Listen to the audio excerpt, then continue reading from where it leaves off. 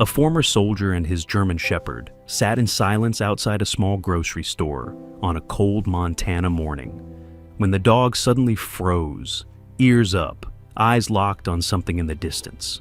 A truck rolled slowly into the parking lot. A man stepped out. For a moment, the soldier didn't recognize him, but the dog did.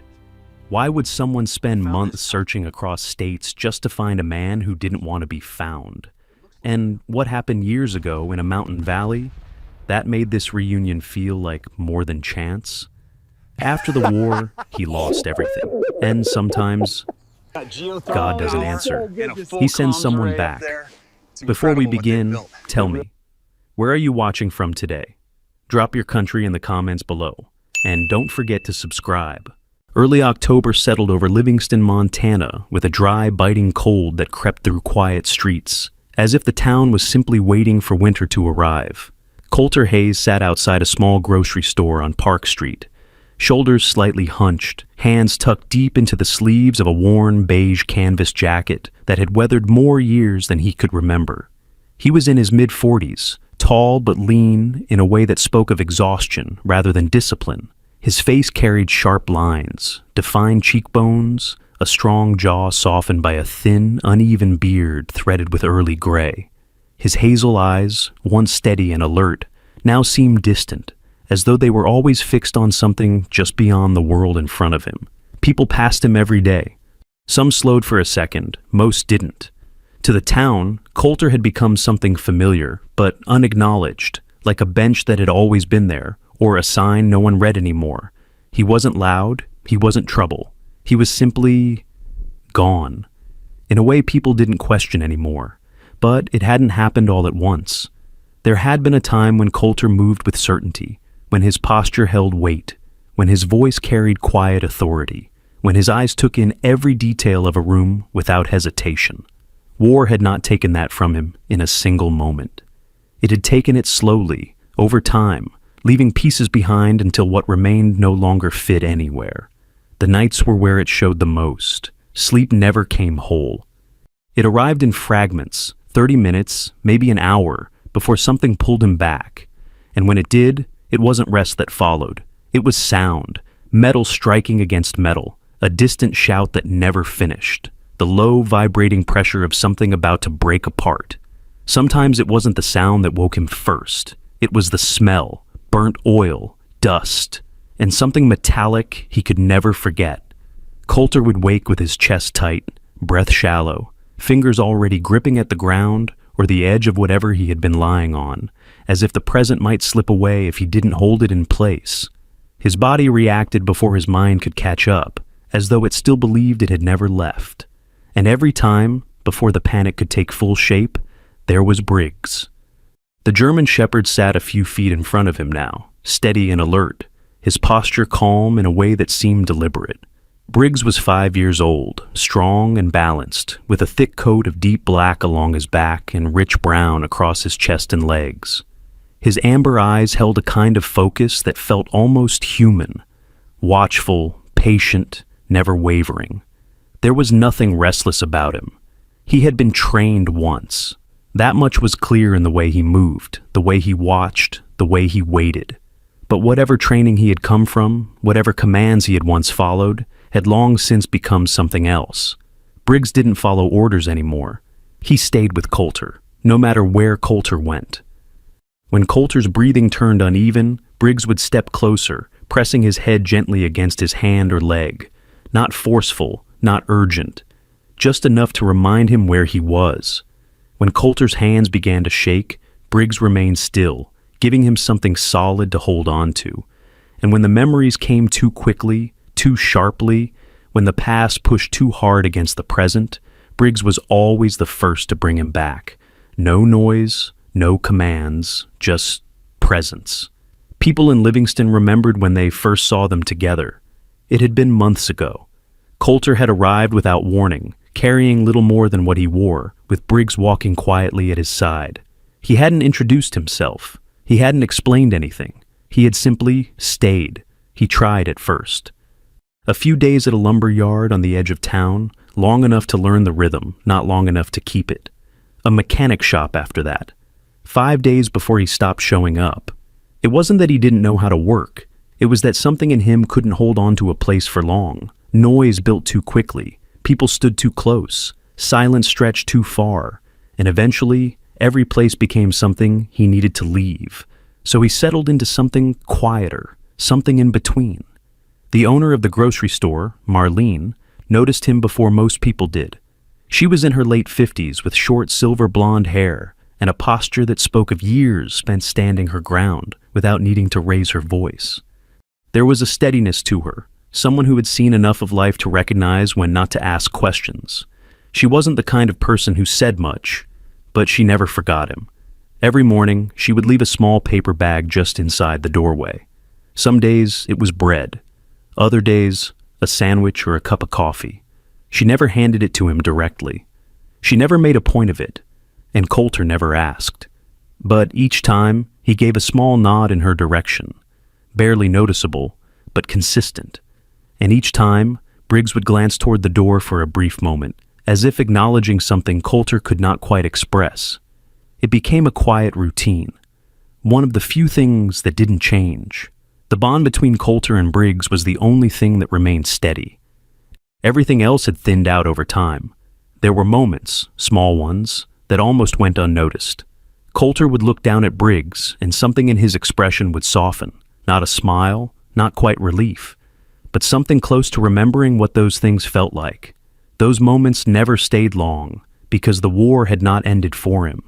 It had only changed form. A car door slamming somewhere down the street could send a sharp tension through his shoulders.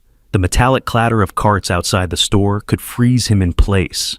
Even silence, especially silence, could stretch too wide, too empty, until his mind filled it with echoes it could not turn off. And every time it happened, Briggs was there first, before the panic settled in, before the past overtook the present.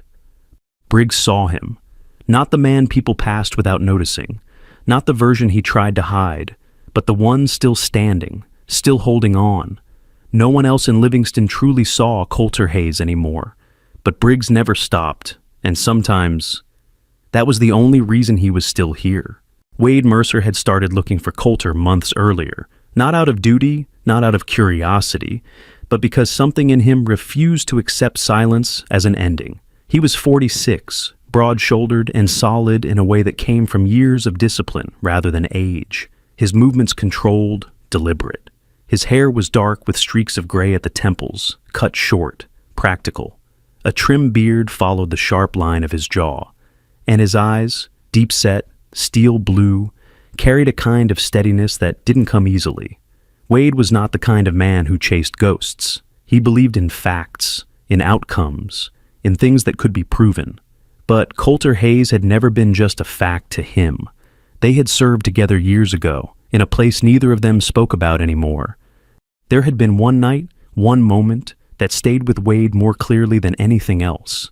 A decision made under pressure, a risk taken without hesitation. Coulter had moved first.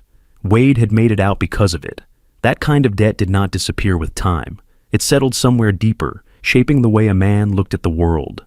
When Coulter vanished, Wade noticed before anyone else did. There was no official report, no call, no explanation, just a number that stopped answering, a name that stopped appearing anywhere it should have. At first, Wade told himself it was temporary. Then weeks passed, then more. Eventually, the silence became something else, something heavier, something that felt intentional. So, he started driving. Montana was wide in a way that made searching feel almost unreasonable. Billings first, then Bozeman, then smaller towns scattered between long stretches of road and open land. Wade followed whatever he could find, half-remembered descriptions, brief sightings, conversations that ended with uncertainty. There was a guy, someone would say, had a dog with him. Didn't stay long. Every time, Wade arrived just late enough to confirm he had been right, and just late enough to miss him again. Gas stations, motels, hardware stores, small diners where people noticed strangers but didn't ask too many questions. Wade learned how to listen without pushing, how to read hesitation in a voice, how to tell when someone was remembering something real and when they were simply trying to be helpful. And always the same pattern. A man, a dog, passing through. Gone before it mattered. Each near miss felt the same. Close enough to believe he was on the right path. Far enough to make it feel like Coulter was always moving just beyond reach. At times, Wade considered the possibility that this wasn't coincidence, that Coulter was choosing not to be found. The thought stayed with him longer than he wanted it to. But every time it surfaced, something pushed back. Not logic, not evidence, memory. Coulter had never been a man who ran from people. He was a man who stayed, longer than he should have, harder than anyone expected. If he was gone now, it wasn't because he wanted distance. It was because something inside him had shifted in a way Wade could not yet see. The search went on. Miles turned into weeks, weeks into months. Wade's truck became both transport and shelter, maps folded across the passenger seat, notes written in a small, worn notebook he kept close. He slept when he had to, drove when he could, and stopped whenever something felt even slightly familiar. There were moments when the trail went cold entirely, days where no one had seen anything, heard anything, remembered anything. Those were the hardest, not because they meant failure, but because they created space for doubt. Wade did not quit easily, but even he began to understand that there was a difference between persistence and chasing something that no longer wanted to be found. Then came Livingston. It wasn't a place Wade had planned to stop for long. Just another town on a map, another point between destinations. The morning was cold, the kind that settled into the air without warning. He pulled into a small grocery store parking lot, more out of habit than intention, the engine ticking softly as it cooled. He sat there for a moment, hands resting on the steering wheel, eyes scanning without urgency. And then Briggs moved. Across the lot, the German Shepherd stood up instantly. No hesitation, no uncertainty. His posture changed in a single second from stillness to focus. Ears forward, body angled, eyes locked. Wade didn't understand it at first. Then he followed the dog's line of sight. Coulter was sitting exactly where he had been described, outside the store, shoulders slightly forward, hands hidden, still as if nothing in the world required his attention. For a brief moment, Wade didn't move, not because he wasn't sure, but because the reality of it took longer to settle than he expected. Months of searching, hundreds of miles, countless conversations, and suddenly, no distance at all. He stepped out of the truck slowly, closing the door with care, as though the sound itself might break something fragile in the moment. His boots pressed into the gravel, each step measured, controlled, the way it had always been. Briggs reached Coulter first. The dog closed the distance in a few strides, stopping just in front of him, not jumping, not barking, just standing there, steady, present, as if confirming something only he understood. Coulter looked up. For a second, his expression didn't change. His eyes moved from Briggs to the figure approaching from behind him, taking in the shape, the movement, the presence. Recognition did not come immediately, but something shifted. Wade stopped a few feet away. Neither of them spoke. There are moments that do not need words, and this was one of them. Coulter stood slowly, as if the act itself required more effort than it should have. He looked at Wade again, longer this time, the distance in his eyes narrowing just enough to let something through. "You're late," Coulter said quietly. It wasn't a joke, it wasn't an accusation, it was recognition. Wade let out a breath he hadn't realized he'd been holding. "Yeah," he answered just as quietly. "Took me a while." The space between them closed without instruction. The embrace that followed was not sudden. It was not emotional in the way most people would recognize. It was firm, grounded, held just long enough to confirm what neither of them needed to say out loud. They were both still here. They pulled back slightly, not fully separating, just enough to look at each other again. Time had changed them both, but not in ways that mattered. Briggs remained between them, steady, watching, as if marking the point where past and present met again. Nothing else in the world moved differently. Cars still passed. The store door still opened and closed. People still walked by without understanding what they were witnessing. But for Coulter and Wade, something had shifted. Not everything, not yet, but enough. The reunion had ended without real words, but it had opened something both men had kept sealed for years. Wade stood beside Coulter outside the grocery store, coffee cooling in his hand, and understood that the silence between them was no longer empty. Briggs sat close, calm and watchful, his amber eyes moving from one man to the other, as if he had been waiting a long time for this moment to settle into place. Coulter looked older in stillness than he had while standing. The lines in his face seemed deeper now, not from age alone, but from strain carried too long without relief. One hand rested lightly on Briggs's neck, fingers buried in the dog's thick fur. Briggs was broader than he had once been, his black and brown coat heavier, his posture slower but steadier. There was a small scar along one ear, barely visible unless the light caught it. He no longer looked like a dog trained to chase commands. He looked like something harder to define, something that had stayed. Wade looked down into his coffee, and the memory returned the way it always did, not as a story, but as pressure. 8 years earlier, the canyon in Afghanistan had been all stone, dust, and broken sound. Their team had gone in before sunrise. The plan had been simple, which was usually the first lie war told. Then the first blast hit. Not a clean explosion in memory, but force, deep, blunt, disorienting. Rock fragments snapped loose.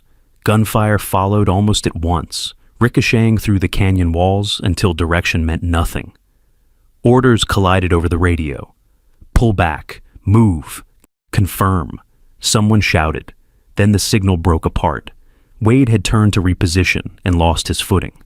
The next thing he remembered clearly was pain, sharp in his side, worse in his leg, strong enough to take the air out of him. He hit the rock hard and knew almost immediately that he would not be moving at full speed again. Dust filled his mouth. The radio crackled against his chest, useless. Then the withdrawal order came through. Pull out now. He heard it. So did everyone else. So did Coulter. What Wade never forgot was that Coulter turned back anyway. Even then, Coulter had been the kind of man others trusted without needing to explain why. He moved fast, but never wildly. He didn't waste words. He didn't need to. That morning, while everyone else followed the order to pull back, Coulter cut back through smoke and broken sound toward the place Wade had fallen. Briggs found Wade first. Back then, the German Shepherd had been younger, sharper, built more for speed than endurance. Dust had darkened his coat, and whatever vest he had worn earlier was gone by then, stripped away somewhere in the chaos. But nothing in him hesitated. He reached Wade, lowered himself close, and held position, alert, fixed, waiting. Then Coulter was there. He dropped beside Wade, checked the wound, and made the decision in the same motion. Wade remembered the look on his face more than any words, focused, stripped down to action. "You still with me?" Coulter had asked. Wade had managed enough of an answer to keep him moving. There were easier choices that day, smarter ones, if measured by survival percentages and command logic. Coulter ignored all of them. He hauled Wade up, adjusted when the first lift failed, then got him across his shoulders and started moving through 5 kilometers of broken terrain. Wade remembered that journey in fragments, the violent jolt of each uneven step, dust in his teeth, the scrape of his boot dragging wrong against stone, Coulter's breathing, rough and controlled until it wasn't, and Briggs ranging ahead, then circling back, never too far, never unfocused. Once the dog froze low enough to stop Coulter before movement showed itself above them. Another time he veered away from the easiest route, forcing them through rougher ground that turned out to be safer. It was not miracle work. It was training, instinct, and endurance pressed to their limit. By the time they reached the extraction point, Coulter was staggering under the weight of Wade and the miles already behind them. Wade remembered being lowered. He remembered hands taking him that were not Coulter's. He remembered Briggs standing a short distance away, sides heaving, eyes locked hard on the scene, as if he would not let go until the transfer was complete. Later, in the field unit, a medic named Elias Boone looked over Wade's condition and said, 10 minutes later, and you'd have been gone. Boone was a compact man with a narrow face and tired brown eyes, the kind of military doctor who had long since stopped dressing hard truths in gentle language. Wade never forgot that sentence. 10 minutes later, that was all the distance there had been between death and everything after. Back in Livingston, Wade let out a slow breath. Coulter stood beside him now, in the cold October light, quieter than before, but fully present. Briggs sat against Coulter's boot, still enough that their shadows touched on the pavement. "You shouldn't have come back for me," Wade said. Coulter looked toward the road instead of at him. A truck passed. Somewhere farther off, metal rattled in the wind. "You were there," he said. That was all. No heroics, no sacrifice, no grand meaning placed on it after the fact. Just the plainest truth Coulter could offer. Wade gave a small nod, more to himself than to Coulter. He had spent years refusing to call it a debt, because debt sounded too simple for what had happened in that canyon. But whatever name it lacked, it had followed both of them into the years after. It was there in the way Wade had kept driving from town to town. It was there in the way Coulter could not quite dismiss him now that he was standing here. And it was there in Briggs, who had once found the wounded man in smoke and had somehow, years later, been the first to recognize him again. No one had named that bond. No one needed to. But it had held. And it was the reason Wade had never stopped looking. After the war, Wade Mercer had done what many men like him tried to do. He gave structure the first chance to save him. Recovery came slowly, not in dramatic breakthroughs, but in measured routines, appointments kept, physical therapy completed, habits rebuilt one day at a time. He had never been the kind of man who trusted emotion to carry him through anything. Discipline made more sense. So, he leaned on it. The leg he had nearly lost healed enough to walk without anyone noticing the difference unless they watched closely. But he still felt it in the cold and after long drives, a deep ache that settled low and stubborn. He left active service with a body that functioned and a mind that looked steady from the outside. That was enough for most people. He moved into civilian life the way he had done most things, carefully, with planning. For a while he worked logistics for a private contractor outside Helena, then moved into system support for agricultural and remote monitoring equipment. The work suited him better than he expected. It dealt in patterns, signals, timing, response. Machines failed for reasons. Systems could be fixed if you found the break. There was relief in that. He rented a modest place on the outskirts of Bozeman, kept the rooms clean, the tools organized, the lights low. His life became efficient rather than full, but efficiency could be lived inside. People who knew him from work described him the same way almost every time. Dependable, calm, hard to read, fair. Wade didn't mind being read that way. It was easier than being known. There had been one person during those years who came closer than most to understanding how much of him remained locked away. Her name was Lena Brooks, an operations coordinator he met during his second year with the company. Lena was in her early 40s, tall and narrow-shouldered, with auburn hair she usually tied back at the nape of her neck and pale skin that freckled easily in summer. Her face was not dramatic, but it was expressive in quiet ways, especially around the eyes. She had a habit of listening fully before she answered, which made people trust her faster than they intended. She and Wade were never anything that needed naming, but she noticed things others didn't. She noticed how he preferred standing where he could see a doorway, how sudden static bursting from a speaker made his jaw tighten, how he sometimes went completely silent when conversations drifted too close to memory. Once, late after a long shift, she had asked, "Did you lose someone over there?" Wade had looked down at the monitor in front of him and answered, "Not exactly." It was the most honest answer he could give without opening a door he was not prepared to walk through. While Wade was building a life around containment, Coulter was moving in the opposite direction. There had been a brief period after discharge when Coulter tried to do what everyone expected. He kept the appointments, he answered the calls.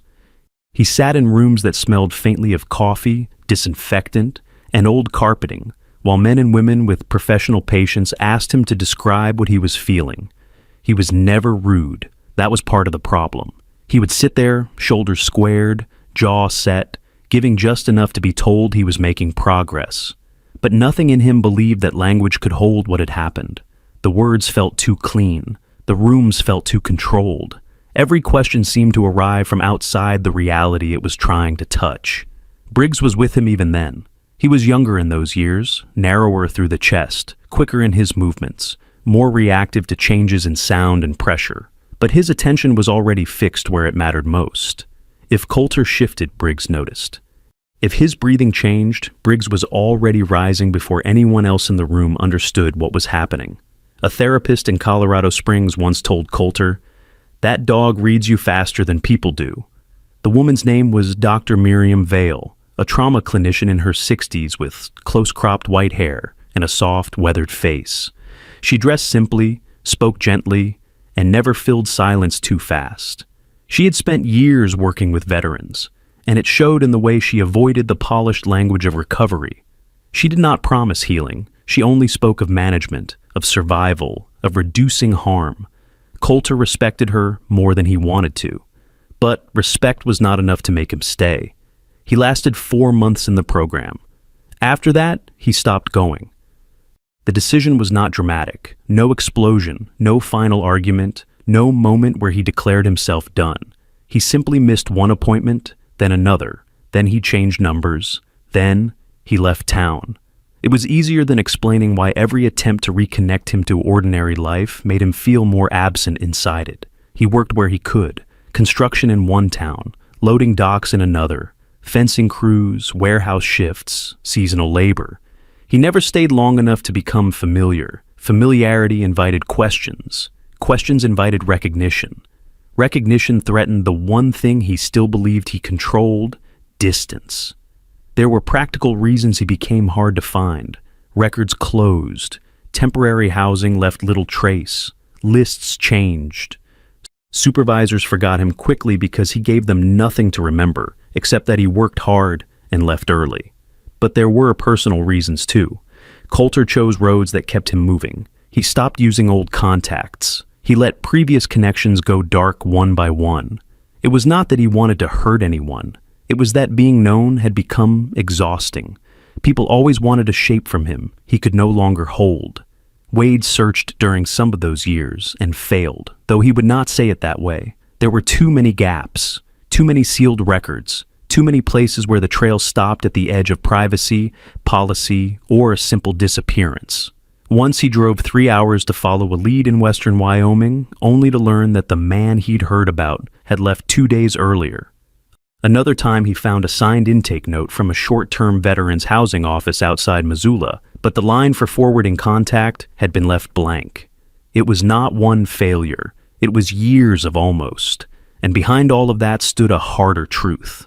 Coulter did not want to be reached. Not because he no longer cared. Not because he was ungrateful. Not because he had forgotten what tied him to Wade. The opposite, if anything. Some bonds made distance more painful, not less. If Wade represented a part of the past that still contained loyalty, memory, and the kind of truth Coulter could not easily bear, then avoiding him was less a rejection than a survival reflex. To be found by Wade meant being seen by someone who knew exactly who he had been. Coulter could manage being ignored by strangers. Being recognized by the right person was more dangerous. The years made them both harder to reach in different ways. Wade built walls out of order and function. Coulter dissolved into movement and silence. One made himself dependable.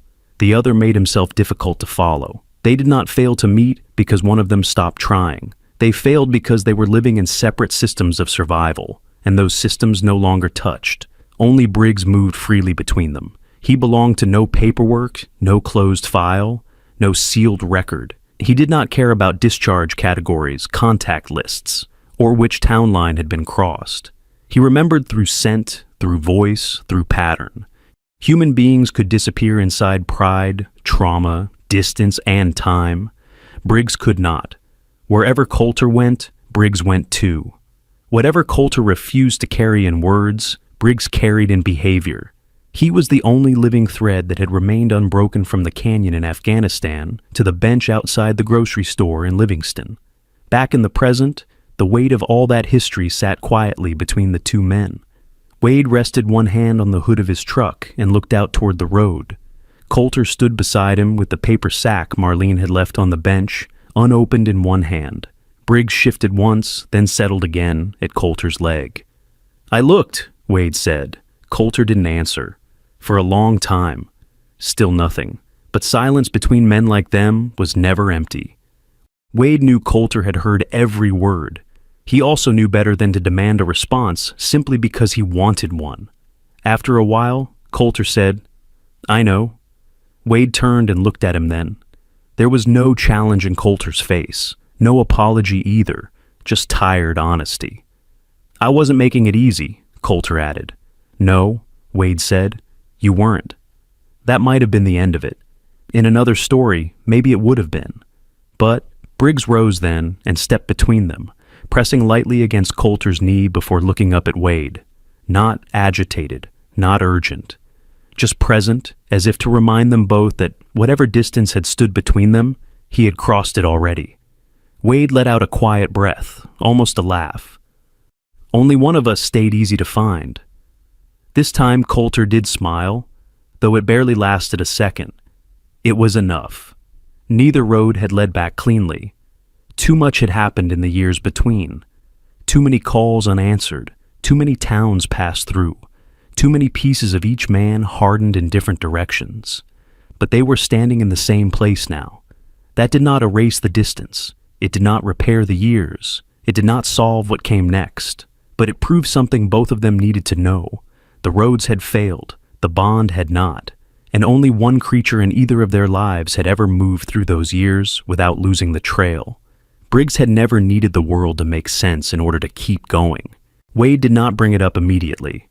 That was the first thing Coulter noticed, and the only reason he did not walk away before the morning was over. Most people, once they recognized damage in another man, rushed toward it with plans, advice, explanations, and the clumsy urgency of people who wanted to feel useful. Wade did none of that.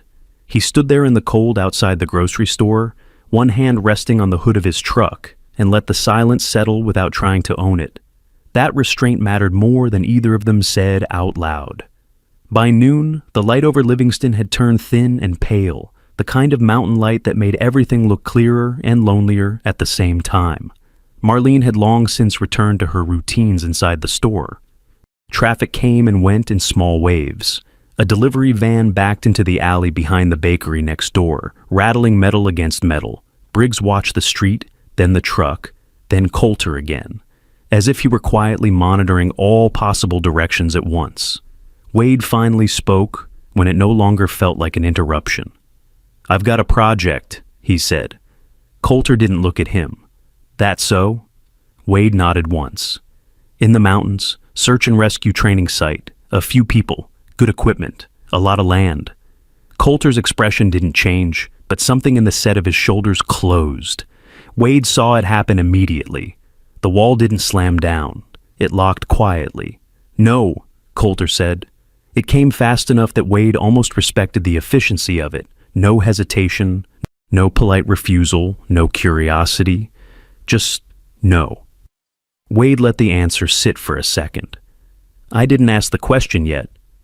Coulter looked at him then, and there was something sharper in his eyes than there had been all morning.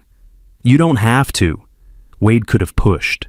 He could have reminded Coulter of the years between them, the debt neither of them named, the fact that standing in a parking lot with nowhere to be was not the same as choosing a life. But Wade knew better. Pride was not a side issue with men like Coulter. It was structure.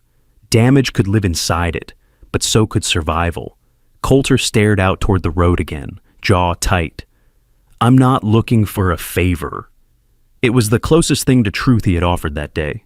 Wade took it seriously. "Didn't say you were." "Yes, you did." Coulter's voice stayed low, but it carried something brittle inside it now. Just not with those words. The thing about Coulter was that his anger was rarely loud. It came controlled, almost cold, which made it harder to dismiss. He had always been that way.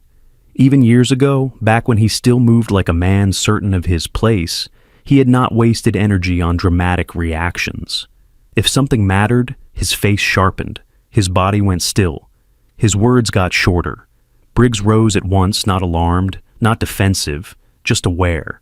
He stepped close enough that his shoulder brushed Coulter's leg, then stayed there. Wade noticed.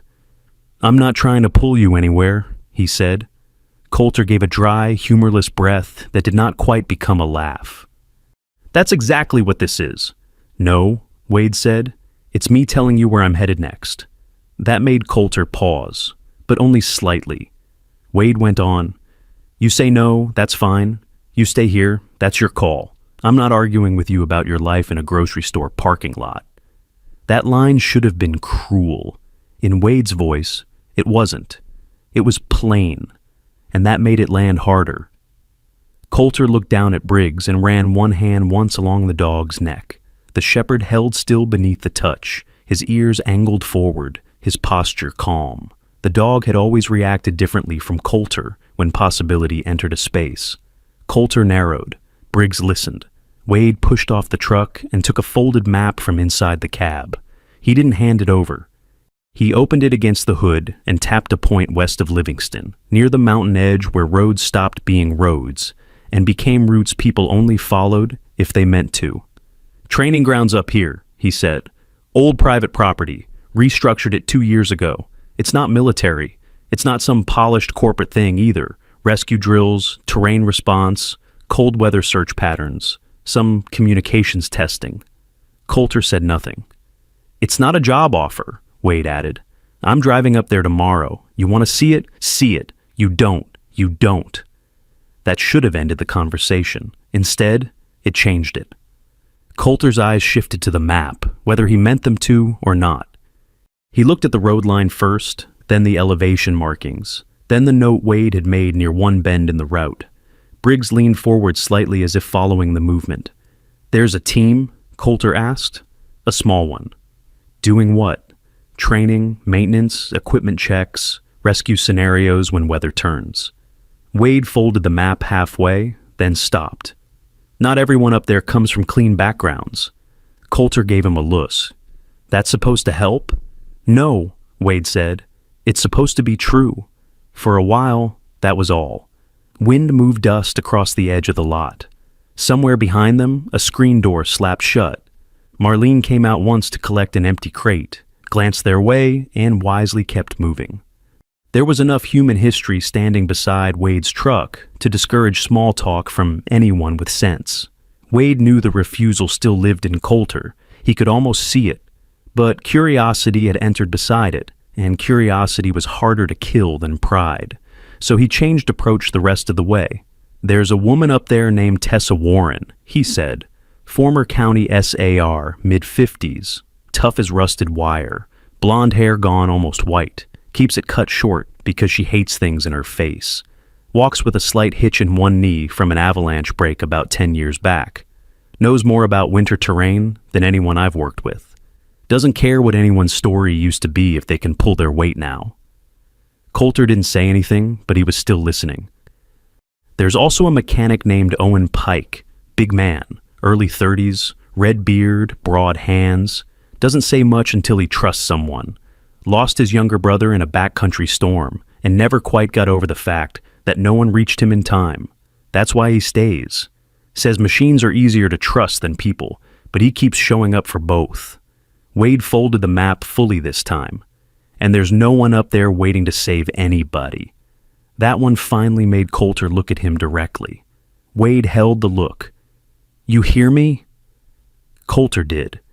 That mattered because his refusal had never really been about the place. It was about the position it would put him in. He could survive hardship. He could survive discomfort, hunger, weather, silence. What he could not bear was being taken in as a burden. Being offered rescue in the language of kindness had always made him feel smaller than he already did. Wade understood that. Maybe not perfectly, but enough. So, he left the conversation there. By late afternoon, the sky had flattened into a pale sheet of cold gray. Wade said he had a room for the night in town and would leave after first light. He didn't ask where Coulter would sleep. He didn't ask whether he had money. He didn't ask anything that sounded like pity.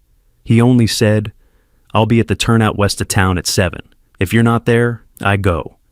Then he got into the truck and drove off. Coulter watched the taillights disappear, then stood there longer than he intended. Briggs remained beside him, alert in the deepening cold. The paper sack Marlene had left sat unopened on the bench. You heard all that, Coulter muttered. Briggs looked up at him. The dog's expression never changed much, but there were times when his attention felt so pointed it bordered on judgment. This was one of them. Coulter sat back down slowly. He did not want to go. That was the simple truth. Anything connected to Wade, to old systems, to organized purpose, those things came with the risk of being seen too clearly. And yet, that was not the only truth in him now. Under the refusal lived something harder to ignore, the sting of being asked to look at himself honestly. A man could tell himself for years that he was surviving on his own. But survival grew thin when it depended on having nowhere permanent to fail. The light faded. Marlene locked up near dusk and paused only once on her way to her truck. "Supposed to be colder tonight," she said. Coulter nodded. She looked at Briggs. "He seems to know something you don't." Then she got in and drove away. That line stayed with him longer than it should have. That night, sleep came badly, not because of memory this time, though memory was always somewhere nearby. This time, it was thought. He woke twice to Briggs shifting near him, once to the sound of wind scraping across the side of the building behind the store, once to the image of a road disappearing west into mountain dark. Before dawn, Coulter stood beside the public sink behind the store, splashing cold water over his face. Briggs waited nearby, already awake, already watching the road. "You don't get a vote," Coulter said.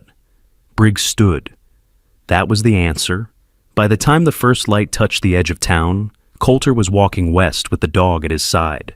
Not because Wade had asked, not because he needed help, not because he had changed his mind about being pulled into someone else's plan. He went because he wanted to look that place in the face and decide, on his own, whether there was still anything left in him that could stand without being carried.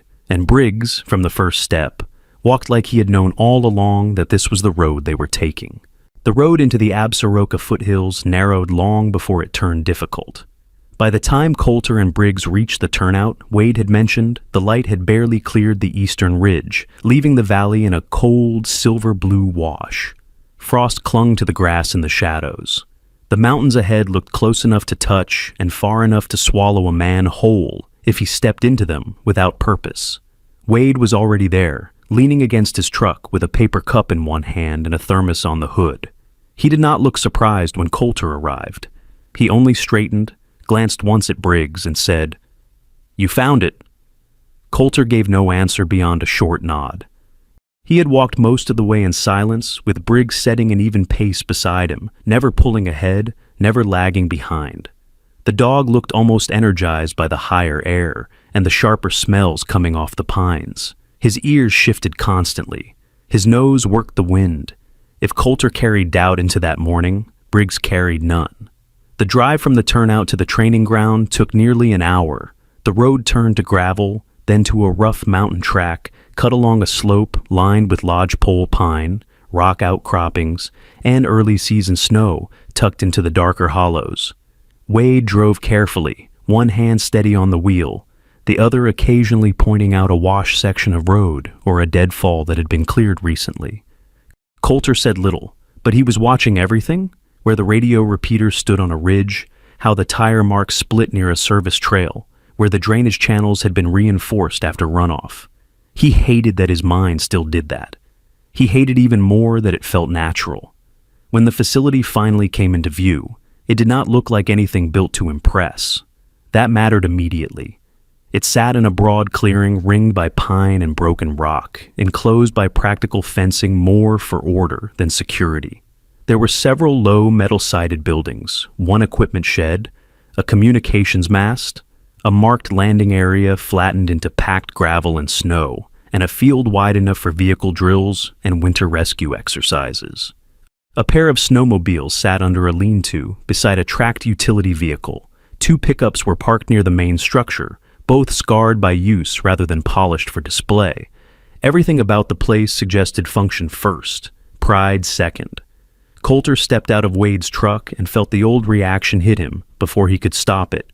Radio chatter from somewhere inside the main building, a folded topographic map pinned beneath a wrench on an outdoor table, a cluster of bright jackets hanging near a door in matched rows, a line of orange markers leading into the training field, order, pattern, signals, equipment. It was familiar in a way that tightened something behind his ribs.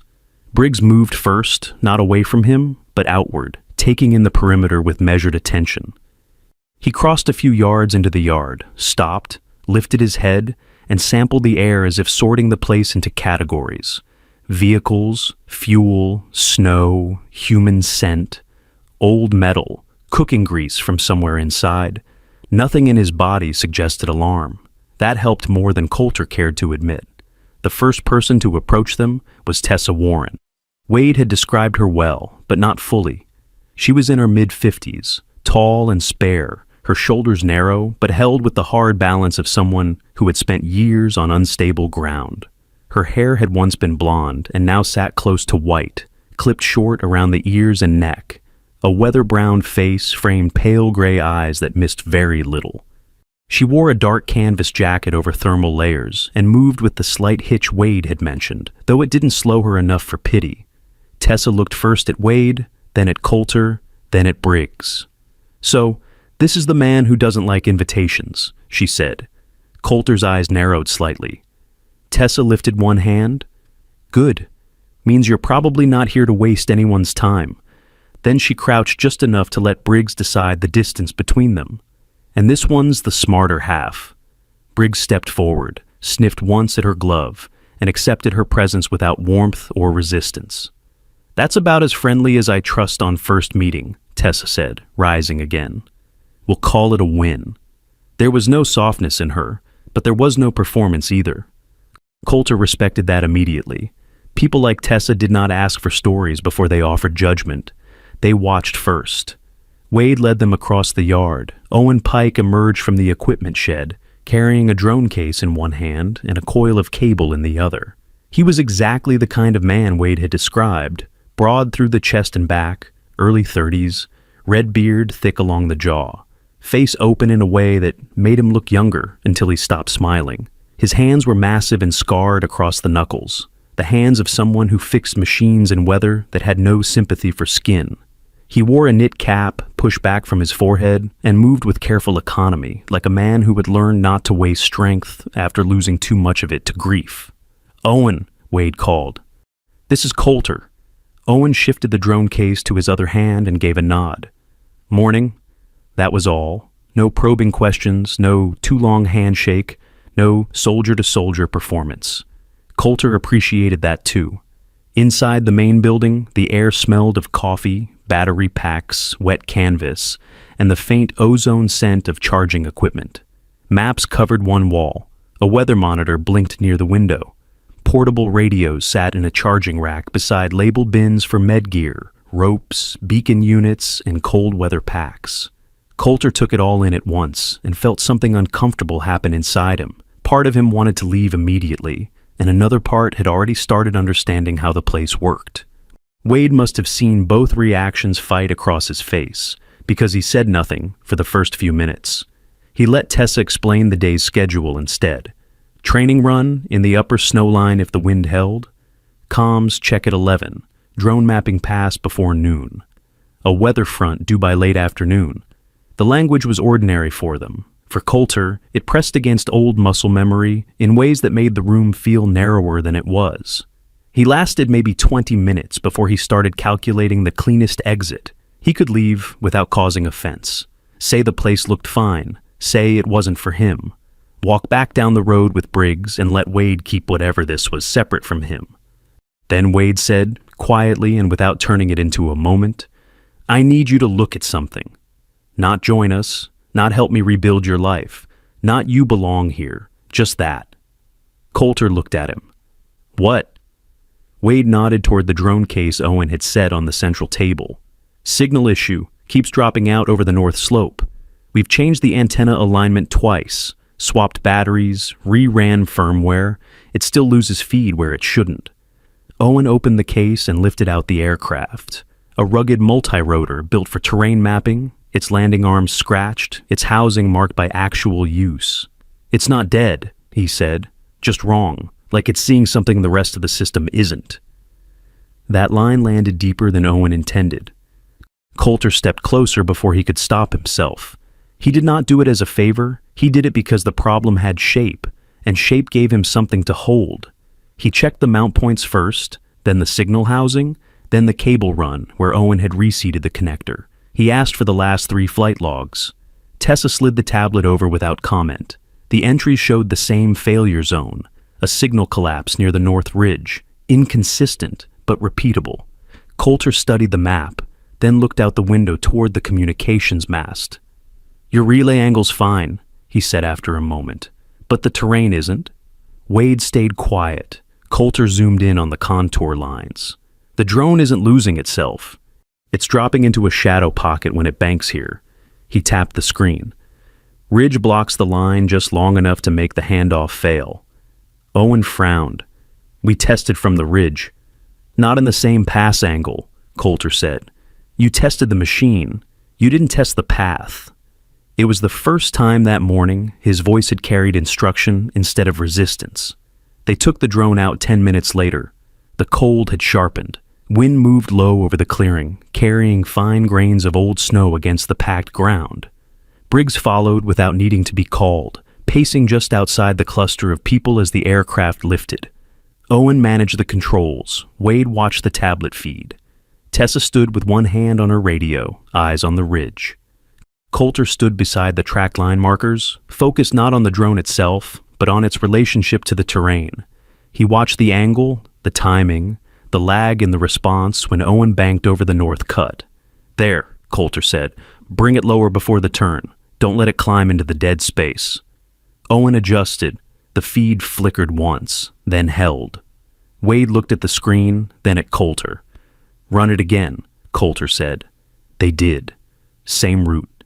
Same bank. Corrected altitude. The signal held clean all the way through. No one said anything for a second. Then Tessa gave a short nod, the kind that meant more coming from her than praise from most people. "Well," she said, "that saves me 2 more stupid hours." Owen looked down at the drone feed and let out a breath through his nose. "You ever planning to admit that was useful?" Coulter didn't answer, but he hadn't stepped away either. Briggs stood nearby, alert and still, watching the people, the machine, the shifting sky. He looked completely at home in the movement of the place. Strange as it was, so did Coulter. For the first time in years, the language of radios, maps, angles, and response patterns was not dragging him backward into memory. It was asking something of him in the present, not to relive, to solve. And that, more than the mountain air or Wade's careful restraint, was the first real crack in the wall he had been living behind. The weather turned before noon, faster than Tessa had expected, and exactly the way mountain weather punished people who treated forecasts like promises. The clean light over the training ground dulled first, then thinned into a flat gray that erased depth from the ridgelines. Wind started moving through the clearing in restless bursts, lifting powder from the harder patches of old snow and carrying it low along the ground. By the time Owen brought the drone back from its second clean pass, the temperature had already dropped enough for everyone to feel it in their hands. Tessa stood outside the main building, with a radio clipped high on her jacket, eyes fixed on the western ridge. She always seemed most solid when the conditions got worse. Her pale gray eyes narrowed, her jaw set, and the small hitch in her left knee disappeared beneath the force of habit. Some people rose into competence because they liked control. Tessa rose into it, because years ago, on a county search in late winter, she had been buried to the hip in a slab break and forced to listen to another rescuer suffocate 50 yards away before anyone could reach him. Since then, she trusted preparation more than luck and movement more than hope. "We're shutting down field drills," she said. "Bring the teams in." Owen nodded and turned to the equipment table. He had just reached for the weather monitor when the radio on Tessa's shoulder snapped to life.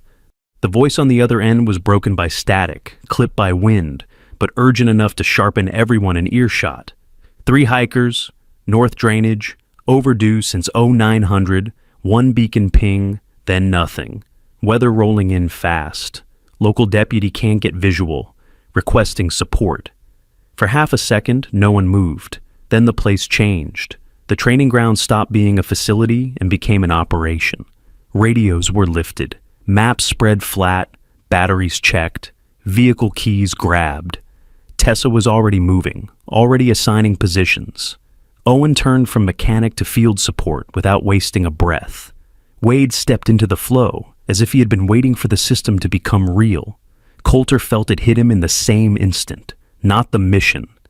The sound. Multiple voices at once. Sharp instructions, static, wind, bootsteps crossing concrete too quickly, metal clasps striking gear, a clipped radio call repeating coordinates. The entire environment shifted from controlled pattern into layered urgency, and his body recognized it before his mind could argue. His heart started rising too fast. The room narrowed at the edges. Sound lost its shape and became pressure. Too much of it, all at once. He was still standing in Montana, in a rescue training facility, in daylight, but his pulse did not care. Memory had no interest in accuracy. It only needed resemblance. Briggs noticed before anyone else. The German Shepherd had been standing near the open doorway, head angled toward the wind. The moment Coulter's breathing changed, the dog turned and came in close, pressing hard enough against his thigh to interrupt the spiral before it completed itself. Not dramatic, not frantic, just immediate and exact. Briggs lifted his head, eyes fixed on Coulter's face, then held there. "Stay with me," Coulter muttered, though he was not sure whether he was speaking to the dog or to himself. Wade heard the strain in his voice and looked over, but he did not say Coulter's name. He did not ask if he was okay. He only crossed the room and placed a folded map on the table in front of him, one finger landing on the northern drainage line. "Need your eyes," he said, "not your history." It was such a Wade Mercer thing to say that it cut through the noise better than comfort would have. Coulter looked down. 3 hikers had signed out from a trailhead lodge just after dawn. The assistant manager who reported them missing had seen them leave in a silver utility side by side belonging to the older man in the group, but the vehicle had been found abandoned near the upper timberline, with one door open and no clear tracks after the wind shifted. One emergency locator beacon had transmitted a weak burst from somewhere along the north drainage, then gone dead. They had likely tried to cut across a shoulder of the ridge before the weather broke on them. The newest voice in the room belonged to Deputy Leon Graves, who arrived 2 minutes later in a county-marked 4-wheel drive with snow clinging to the fenders. Graves was in his early 50s, built long and narrow, with a weathered face that looked carved by sun, wind, and long years of answering calls no one wanted to make. His mustache was gray at the ends, his dark hair cropped short under a sheriff's cap, and there was a quiet stiffness in one shoulder that hinted at an old injury. He didn't waste words. Men who had spent too many winters recovering people from bad terrain rarely did. "I've got one family member at the lower trailhead already panicking," he said. "If they're caught above the cut, you've got maybe 2 hours before exposure starts deciding for them." Tessa took the update, adjusted the route, then looked at Coulter, not with pity, not with hesitation. "You read terrain fast," she said. "Use that." It was not an invitation. It was assignment. That mattered. Coulter forced one slow breath in, then another. The tremor in his hands had not fully left, but it had stopped getting worse. Briggs remained pressed against him until the rhythm of his breathing steadied enough to support weight again. Then the dog moved away on his own and stood facing the open door, already oriented toward the field, toward the wind, toward the work. Owen launched the drone first. The aircraft lifted into the hard gray sky and pushed north with its camera feed streaming clean for less than 90 seconds before the image shuddered. The weather had thickened faster than expected. Wind shear along the drainage wall was disrupting stability. On the screen, the terrain blurred, sharpened, blurred again. "Come on," Owen muttered, fingers adjusting inputs. "Stay with me." The feed flickered, then dropped into intermittent breakup. Not full failure, worse. Unreliable enough to tempt people into trusting bad information. Tessa looked at the screen, then at the ridgeline visible beyond the yard. "Call it." Owen hated doing that. Coulter could see it in the tight set of his jaw, but he made the right choice and brought the drone back before the mountain took it. That left ground movement, 2 snowmobiles, 1 tracked utility vehicle to stage lower. Wade, Tessa, Owen, Deputy Graves, Coulter, and Briggs. The climb into the north drainage was not steep at first, but but weather stripped comfort from everything it touched. Wind pushed sideways through the trees, carrying fine ice hard enough to sting exposed skin. Visibility narrowed in pulses. 1 minute, the next stand of pines was clear. The next, it faded behind blowing gray. Owen rode ahead on one snowmobile with Tessa. Wade and Coulter followed on the second, Briggs running where the slope allowed, leaping through broken snow with the efficient strength of a dog who wasted nothing. They found the side-by-side where Graves said it would be. Silver body. Door open. One glove inside, no blood, no body. Just a bad decision paused in the wrong place. Tessa moved quickly through the signs. 3 sets out. Wind killed most of the detail. Coulter crouched beside the drifted edge of the track and forced himself to focus on specifics. Broken crust, dragging imprint on one side, a shorter stride, erratic. Someone in that group had already been struggling before the weather closed. Then the sound shifted again. Wind through trees, radio static. Voices clipped by cold. A coordinate repeated twice. His pulse jumped. The mountain around him blurred for one dangerous second into something older, harder, full of dust and pressure instead of snow and wind. His hearing flattened. The world lost depth. Briggs hit him in the chest, not hard enough to knock him down, hard enough to break the slide. The dog planted both front paws, looked straight into him, then spun and bounded uphill toward a narrow cut between 2 granite outcrops. "Briggs!" Wade called. The dog did not stop. Coulter stared after him, lungs burning, the old panic still reaching for him from the inside. Then he saw what Briggs had seen, not clearly, not fully, just enough. A wind shadow, less drift. A line of broken brush angled wrong for the weather. He got to his feet. "That way," he said. Tessa did not argue. That was one of the things Coulter would remember later. No one asked whether he was sure. No one slowed the moment down, with doubt disguised as caution. They moved. The cut was narrower than it had looked from below, and dropped into a sheltered pocket the drone would never have held a stable angle on in that wind. Snow had banked high along one wall, but beneath the overhang of rock, the air was less violent. Briggs was already there, circling once, then stopping beside a cluster of dark shapes half hidden in the lee. 3 hikers, one older man in his 60s, broad in the face, graying beard iced white along the edges, trying and failing to stay upright. One younger woman, late 20s, dark braid, one glove missing, lips pale with cold, and one teenage boy, maybe 16, curled partly around his own arm, shivering too hard to speak. They had tried to shelter in the rock break after losing the route. One of them had turned an ankle. Another had burned through the beacon battery, trying to reposition it for signal. Tessa was beside them first, all business. Wade dropped to one knee near the boy. Owen was already pulling thermal wraps. Graves radioed the lower vehicle. Coulter stopped just long enough to realize something strange. He was still breathing hard, still cold, still in the same weather, but the panic had not taken him. It had come for him, yes. It had reached him, but this time he had moved through it instead of backing away.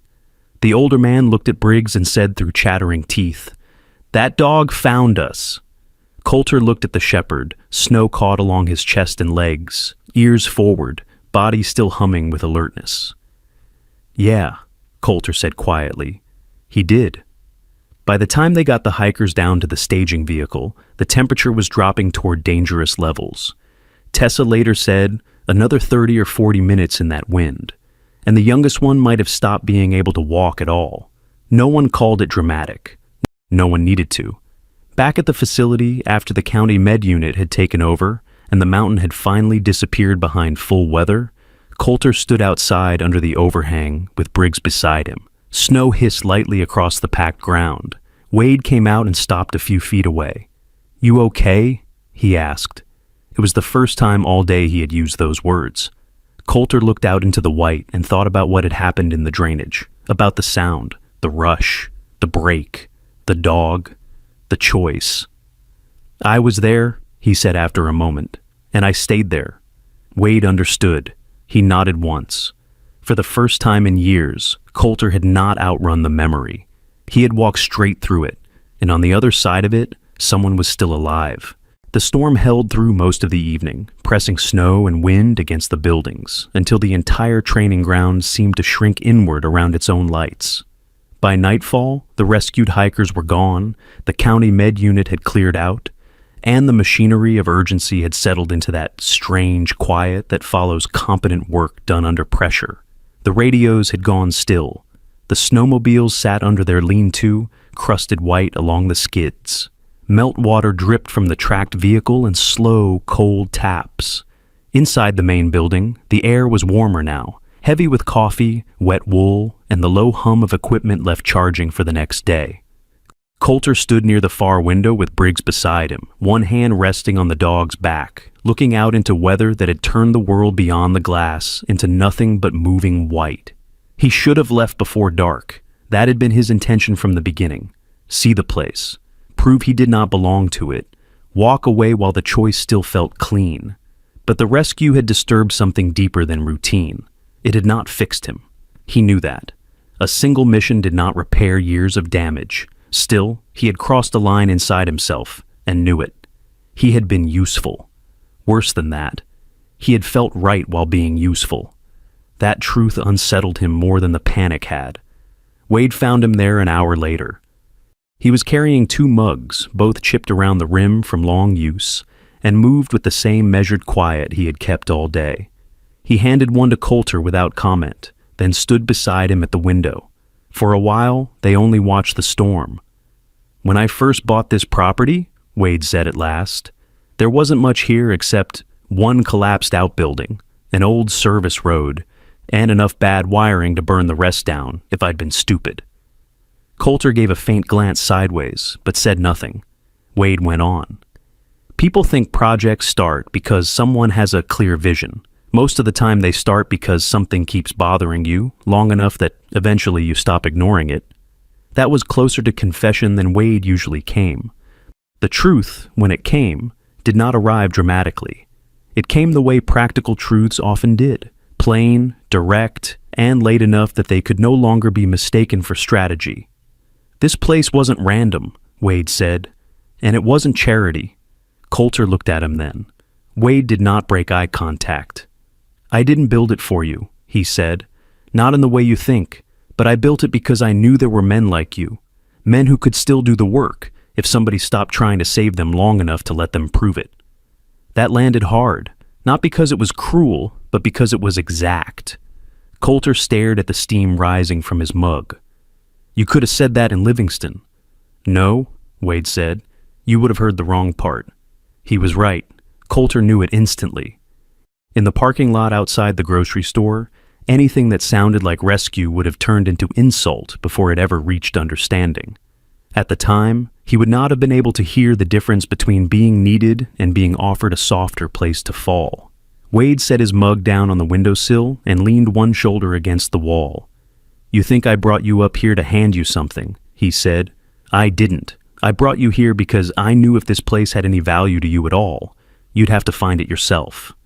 Briggs shifted at Coulter's leg, then sat, as if settling deeper into a truth he had already accepted days earlier. Coulter's jaw tightened. "That sounds cleaner than it was." "It usually does after the fact." For a moment, the old friction rose again between them, not full anger, something quieter and more dangerous than that. Coulter did not want to be arranged, guided, or understood too neatly. He had lived too long avoiding the hands that reached for him, with solutions already prepared. But underneath the resistance was another recognition. Now, Wade had not lied. He had not cornered him. He had built a place, left the road open, and waited to see whether Coulter would step onto it without being dragged. Tessa came in from the equipment shed before either man spoke again. She had removed her outer jacket, and the thermal shirt beneath showed the wiry economy of a body built by years of hard weather rather than exercise culture. Her short white blonde hair was damp at the temples from melting snow, and her expression held the usual combination of impatience and focus. She seemed aware even when nothing was technically wrong. She carried a clipboard tucked under one arm and glanced between the two men, once before deciding she was not interested in whatever old conversation had settled there. "The hikers are stable," she said. "Deputy Graves called. The boy's got mild hypothermia. The older one's ankle is worse than it looked, and the young woman's going to lose a fingernail or two, but keep the finger. So I'm calling that a decent day by mountain standards. Good, Wade said. Tessa looked at Coulter then, more directly. For what it's worth, you didn't just help out there. You changed the pace of that search. If you hadn't called that cut when you did, we'd have burned time where time was the only thing they were short on. Coulter hated praise that sounded like gratitude. This did not. Tessa said it the way she might have stated wind speed or frost depth. She seemed to sense the distinction mattered because she added, "That's not me being kind. That's me being accurate." Then she left as abruptly as she had arrived. When the door shut behind her, Wade gave the smallest hint of a smile. "That's about as warm as she gets." Coulter looked back out the window. "She says what she means." Exactly. That, more than anything, was what made the place dangerous in a way he had not expected. It was not built on sympathy. Sympathy was easy to refuse. This place ran on function, consequence, and plain truth. If a machine failed, someone fixed it. If the weather turned, people adapted. If a person was useful, that usefulness was acknowledged without dressing it up as redemption. There was nowhere inside that kind of system to hide behind self-contempt for very long. Briggs rose and crossed the room when Owen came in from outside, carrying a small parts case and a damp wool cap in one hand. Owen looked tired now, the kind of tired that softened the edges of his size without reducing it. Snow had melted into his red beard and darkened the shoulders of his jacket. He stopped when Briggs approached, gave the dog a brief scratch behind the ear, then looked at Coulter. "I checked the logs again," he said. "Your call on the north route yesterday? Same thing showed up in the terrain model after the weather pass. You were right." Coulter gave a short nod. "Good." Owen shifted the case to his other hand. "No," he said. "Not good, useful, different thing." It was such a blunt distinction that Coulter almost smiled. Almost. Owen noticed anyway and pretended not to. "Tessa wants the antenna relay retested tomorrow if the storm breaks," he said. "And there's a secondary map run we've been putting off because the west cut choose signal. If you're still here. Not if you want to stay. Not if you need a place. Just that. If you're still here." Again, the difference mattered. After Owen left, the room fell quiet in a different way than before. Not empty. Not unfinished.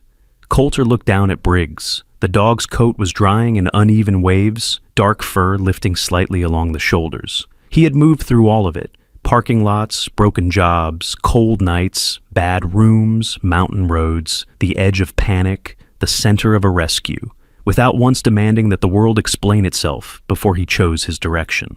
It struck Coulter then, with an odd, uncomfortable clarity, that Briggs had been doing more than staying beside him all these years. The dog had been translating him back into the world, into rooms, into roads, into other people's reach, not by force, by presence, by making it possible for Coulter to remain in places he otherwise would have left. Wade spoke again, quieter now. "You don't owe me anything." Coulter gave a short, tired breath. "You keep saying that like it helps." "It's not supposed to help," Wade said. "It's supposed to be true." Coulter turned that over in silence. To be pitied was to be made smaller. To be needed was something else entirely. One took weight off a man by assuming he could not carry it. The other handed him weight because it knew he could. That was the truth Wade had been trying to place correctly from the beginning. Not rescue, not repayment. A door. Coulter looked around the room once more. The maps, the gear, the batteries charging, the boots drying near the heater, the storm still moving beyond the glass. None of it asked him to become who he had once been. None of it asked him to perform gratitude. It only asked whether he still had something real to offer. Briggs leaned lightly against his leg. For the first time since coming up the mountain, Coulter let the answer settle without pushing it away. He had not been brought here to be saved. He had been brought here to be needed, and that, he was beginning to understand, was not the same thing at all. Coulter did not decide to stay all at once. The choice came the way most lasting choices did in his life now, quietly, without ceremony, made first in action and only later admitted in words. The storm broke during the night, and the next morning, the training ground woke under a hard blue sky and a crust of new snow bright enough to sting the eyes. Owen was already outside checking the relay mast before breakfast. Tessa had 2 radios open on the hood of a truck, comparing overnight weather data with the morning forecast. Wade stood near the equipment shed with a clipboard tucked under one arm, speaking to Deputy Graves over the phone about the trail conditions above the north drainage. No one asked Coulter whether he had made up his mind. No one hovered. That, more than anything else, made staying possible. He stayed first for the antenna relay check, then for the delayed map run, then for a second day because one of the tracked vehicles had developed a steering pull Owen wanted another pair of eyes on. By the end of that week, he had stopped counting the hours as borrowed time. He still slept lightly, still woke too fast, still carried the same tension in his shoulders when the radios came alive all at once. But now there was work on the other side of waking, and work gave shape to a day in a way drifting never could. Briggs adapted even faster. The dog learned the rhythm of the yard within 2 mornings, who moved with purpose, which doors mattered, where the snowmobiles were parked, which trail led to the training field, and which one dropped toward the communications cut. He was never underfoot, never restless. He simply began to belong. That was when Coulter started noticing what Wade had seen, before he ever said it aloud. There were others like him. Not identical, not interchangeable, but marked in familiar ways. The first was Daniel Cross, who arrived in a rusted green pickup with a broken passenger mirror and a duffel bag tied down with old climbing cord. Daniel was 42, tall and long-limbed, with dark blonde hair cut unevenly like he had done it himself, with clippers in a motel bathroom. He had a narrow face, a straight nose that had once been broken cleanly and set a little off-center, and a mouth that rarely relaxed unless he was concentrating on a task. He had served in Army engineering and carried himself like a man who trusted tools more than people. There was a stiffness in his right wrist from an old fracture, and a habit of scanning every parking area before stepping fully out of a vehicle. Wade had met him through a veterans resource contact in Billings and had told him there might be seasonal work and field maintenance if he could handle mountain weather and long stretches without chatter. Daniel said almost nothing when he arrived. He looked once at Coulter, once at Briggs, and seemed to understand more than he let on. The second came 2 weeks later. Marcus Bell was younger, mid-30s, but looked older around the eyes. He was broad through the shoulders, deep-chested, and carried the kind of physical strength that remained even after a man stopped training for it. His skin was dark, his head closely shaved, and a trim beard followed the hard line of his jaw. He had once worked convoy logistics overseas and now drove freight when he could get the routes, though the jobs never lasted long. Too many nights on too many roads had left him with a short temper around noise and a tendency to leave before anyone could ask why he'd gone quiet. Unlike Daniel, Marcus spoke easily at first, almost too easily, as if words could be used to block deeper questions from getting through. But when he thought no one was watching, he went still in the same way Coulter did around sudden metal noise or raised voices. Neither of them came because they wanted saving. That was the first rule Wade seemed to understand better than most. Men like these did not come to be healed by speeches. They came because there was a chance to work without being explained, to stand in a place where usefulness mattered more than appearance, and to test whether discipline could still exist without punishment. Wade never called the place a program. Tessa would have mocked him if he had. It was a training ground, a rescue base, a place where things either held or they failed. Daniel started with structural repairs and field markers. He was patient with hardware and unsentimental about weather. Give him a leaning fence line, a corroded mounting bracket, or a storage rack that had to survive another season of freeze and thaw, and he would disappear into the work until it made sense again. Marcus took more naturally to vehicle staging, gear loading, and route prep. He understood movement under pressure and how small mistakes multiplied when the weather turned. Owen liked him almost immediately, which surprised everyone because Owen usually trusted people in stages. But Marcus knew how to keep his hands busy while he talked, and that seemed to earn respect faster than charm. Coulter did not become a leader by announcement. That would have driven him off. Instead, he became the man people started looking toward when a decision had to be made quickly, and no one wanted to waste time dressing it up. He corrected route spacing on the snowmobiles without raising his voice. He showed Daniel how to read wind drift against marker poles when visibility dropped. He pointed out to Marcus why a rescue pack loaded fine in calm weather would become a problem if someone had to unload it wearing gloves and losing light. Most of the time he sounded almost indifferent when he taught, but the accuracy of what he said made people listen. Briggs, meanwhile, became something none of them had planned. He was not a mascot. Tessa would have killed that notion before lunch on the first day. He was not treated like an ornament, nor did he behave like one. But he had a way of approaching new people that disarmed them without making a scene of it. He never rushed. He never pushed for attention. He would simply choose a place near them, at Daniel's boot, while the man repaired a rack bolt beside Marcus, while he checked straps in the loading shed, just outside the open office door, when someone sat too long alone at the table pretending to study a map.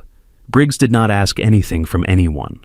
He only remained there, silent and unbothered, until the need to guard every inch of oneself began to feel a little less necessary. It happened first with Daniel. 3 evenings after he arrived, Coulter found him sitting outside the equipment shed after dark. One hand braced around a mug gone cold, the other pressed hard enough into his own knee to whiten the knuckles. Briggs was already beside him, close enough to touch, not touching.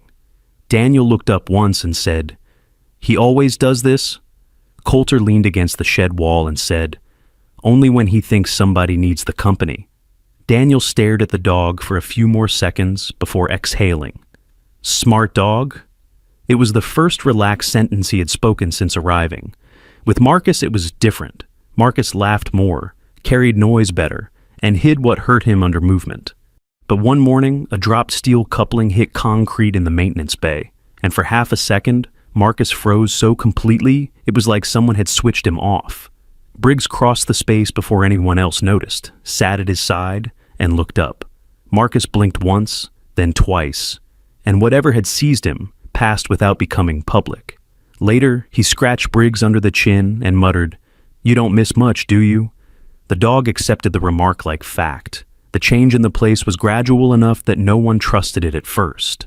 Work started before sunrise. Coffee, weather check, route assignments, signal testing, gear maintenance, field drills when conditions allowed, real calls when the county needed support. Meals were simple.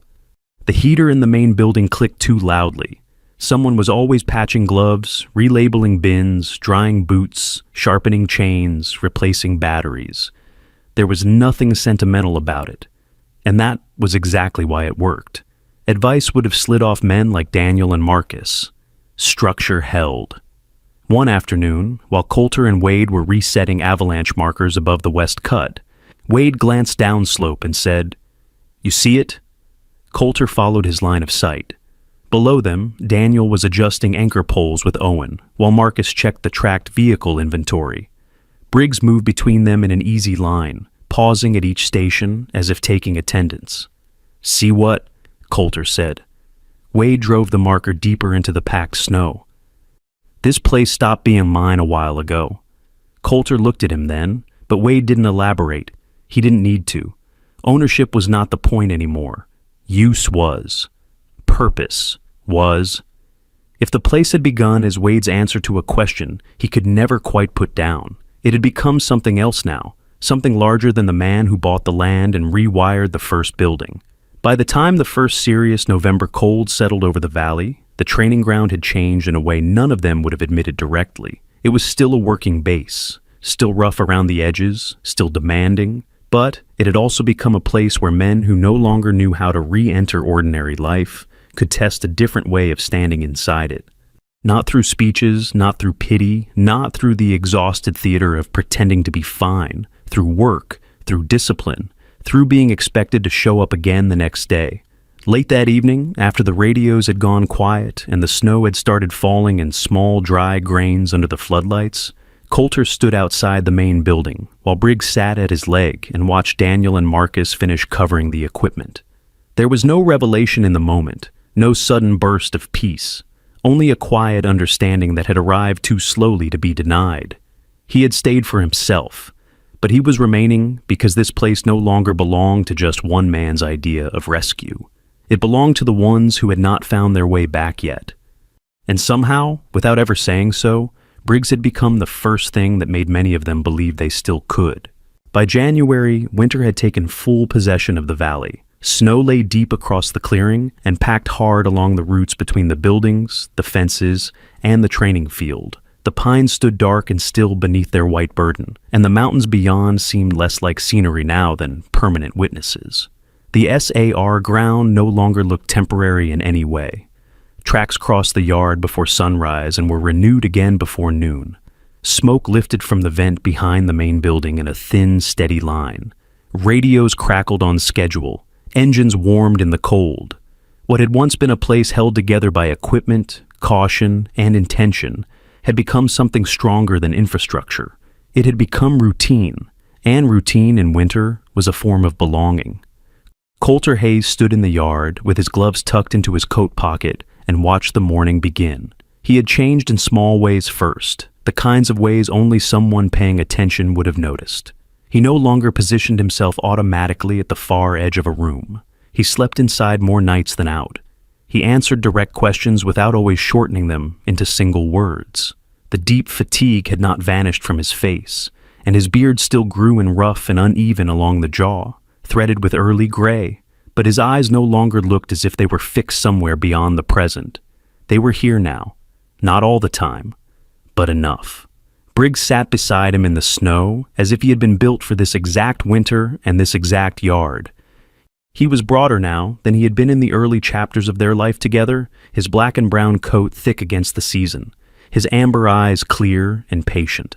Snow gathered along the fur of his chest and front legs, but he ignored it. He watched everything with the same composed attention he had brought from the first day on the grocery store pavement in Livingston. The difference was that now the things he watched belonged to something larger than survival. They belonged to a community. Daniel was in the lower field resetting root poles with the quiet persistence that had become his signature. He wore a dark knit cap pulled low and moved with long, economical gestures, never wasting effort, never hurrying more than the job required. Marcus was at the vehicle shed checking the tracked utility rig and 2 snowmobiles for an afternoon mountain drill, his broad frame half hidden beneath a thick jacket, his red utility gloves flashing bright against the dark metal. Owen, already grease-marked before breakfast, was bent over an open battery housing near the relay unit, muttering to himself the way mechanics did when they trusted machines enough to argue with them. Tessa was standing on the porch of the main building with a clipboard, one boot on the lower step, talking to all of them without seeming to raise her voice. No one mistook her for gentle. Everyone trusted her anyway. That was the thing the place had become by January. Trust no longer had to be announced. It had settled into work. There were new arrivals now too, not in crowds, not in some sentimental wave of redemption, but 1 or 2 at a time, the only way places like this ever worked. One of them was Eli Mercer, no relation to Wade despite the name, a former Air Force loadmaster in his late 30s who had come in just after Christmas. Eli was average in height but compactly built, with dark brown skin, a close-cropped beard, and eyes that moved too quickly whenever too many voices filled a room at once. His left hand had a subtle tremor when he was tired, the result of a nerve injury from a transport accident years earlier. He smiled easily when he didn't have to mean anything by it, but real ease took longer. Briggs had chosen to sit beside him the first evening he came through the main building, and Eli had stared at the dog for a long moment before saying, "Guess I'm being evaluated." Nobody laughed at him. Not because the line wasn't funny, it was, but because everyone knew exactly what he meant. Another was Nora Keene, a former wilderness EMT who had never served in uniform but understood the particular damage that service could leave behind because she had spent years pulling bodies and near bodies out of bad places. Nora was in her early 40s, tall and weather-lean, with wind-reddened skin, dark hair braided tight down her back, and a calm face that made frightened people speak more softly around her. She had come first as a volunteer medic during storm weeks, then stayed because, as Tessa put it, she has the good sense not to treat broken men like unfinished children. Nora reorganized the med room within 2 days, trained Daniel to stop wrapping his own wrist wrong, and once told Marcus, after he tried to shrug off a bruised shoulder, Stoicism is not the same as intelligence. He liked her after that. Wade returned in the middle of one such cold morning, not with drama, and not as some figure descending to inspect what he had built, but exactly the way the place wanted people to return, like someone who knew it no longer revolved around him. He had been gone for a little over a week, handling supply contracts, land access paperwork, and 2 meetings with county offices that needed to be sat through rather than respected. He came in driving the same truck, boots white with road salt, beard carrying the edge of travel fatigue, and found the yard already in motion without him. He stood there for a moment, taking it in. Coulter saw him at first and gave a short nod that, months earlier, would have been all the greeting he offered. This time, Wade walked over and handed him a folder. "Maps from the county line extension," he said. "Thought you'd want the updated ridge access before Tessa starts yelling at people with old coordinates." That was it. No speech, no ownership, no reminder of who had brought whom here. Coulter took the folder and glanced through the maps. She already started. "Good," Wade said. That was enough too. Later, while the afternoon drill was being staged, Wade stood off to one side near the fence line with Nora, watching Daniel and Marcus coordinate a timed response run through the snow berms and down toward the lower cut. Eli handled the communications relay inside, his voice over the radio steadier than his hands had been when he first arrived. Owen monitored the tracked vehicle from the side lane. Tessa watched the clock like a woman who believed time itself got sloppy if you didn't discipline it. And in the middle of all of it stood Coulter. Not at the edge, not half turned away. In it. He corrected a route marker, redirected Marcus by 10 feet to avoid a buried dip, and sent Daniel back to recheck a sled anchor because the first set was good enough for fair weather, not this. His tone was not warm. It didn't need to be. There was confidence in it now, not the old military certainty he had once worn like armor, but something more useful, something earned again in the present. Briggs moved through the drill the same way he'd moved through everything, without waste. He ran the field perimeter once, stopped near Eli when the radio static rose too quickly, then returned to Coulter's side as the team reset. New people still noticed him first. Older ones knew better. Briggs was not the heart of the place in a sentimental sense. He was its quiet proof. Proof that presence could be enough. Proof that steadiness did not have to explain itself to be real. As the light dropped and the cold sharpened toward evening, the team gathered inside for soup, heater noise, wet boots, and the low human rhythm that only came after shared work. Nora was wrapping Eli's hand because he had ignored the nerve flare too long. Marcus and Owen were arguing about whether one of the snowmobile carbides needed replacing before the next storm cycle. Daniel was writing supply numbers on the board, in the same narrow lettering he used on field tags. Tessa was pretending not to listen to any of them while listening to all of them. Coulter stood in the doorway for a moment, taking in the room. Months earlier, a room like this would have made him leave.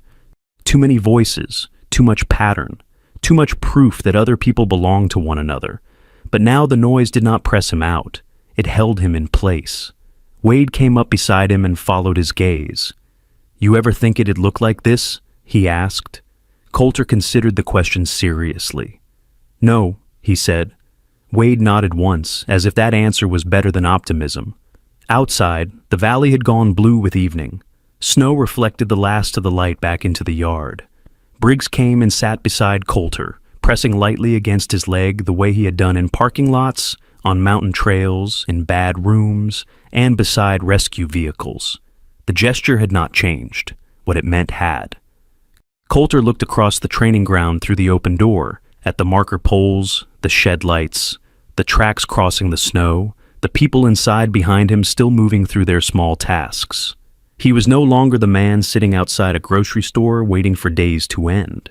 He was no longer the man who believed being found was the same as being diminished. He was the man others now looked toward when the weather turned, when the route mattered, when panic had to be cut down to function, when someone needed to be told the truth without cruelty. And in the cold of a Montana winter, with Briggs still beside him and the voices of others carrying from the warmth behind him, Coulter understood something he had not allowed himself to feel in years.